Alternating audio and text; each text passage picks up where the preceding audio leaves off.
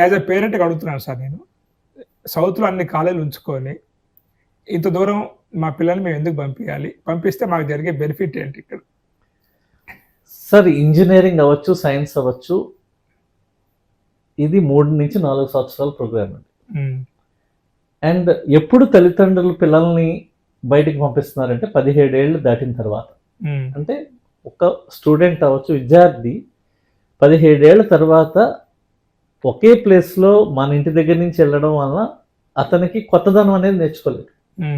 అతను ఒకసారి ఇల్లు వదిలి బయటకు వచ్చినప్పుడే ప్రపంచాన్ని చూస్తాడు. ఈ జ్ఞానం అనేది బుక్స్లో ఉంటుందని మనం అనుకుంటాం, కానీ వాళ్ళు బయటకు వచ్చి ప్రపంచాన్ని చూసి వేరే వాళ్ళతో ఉన్నప్పుడే వాళ్ళ జ్ఞానం వస్తుంది. అది ఒకటి. ఇంకొకటి ముఖ్యంగా చెప్పుకోవాల్సింది, సౌత్ నుంచి నార్త్ ఎందుకు రావాలి? ఇప్పుడు ట్రెండ్, ఒకప్పుడు ట్రెండ్, నేను ఇంజనీరింగ్ చేస్తున్నప్పుడు ట్రెండ్ ఎక్కువగా వెళితే కర్ణాటక వెళ్ళేవారు, లేదు మహారాష్ట్ర వెళ్ళేవారు. అవును సార్. తర్వాత ట్రెండ్ తమిళనాడుకి మూవ్ అయింది.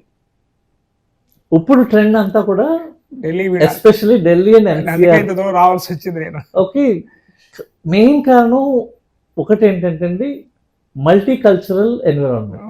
అంటే ఇక్కడ మనకి north Indian students, foreign students and south Indian students, ఈ కలయిక అనేది ఒక రకమైన ఎన్విరాన్మెంట్ ని క్రియేట్ చేస్తుంది.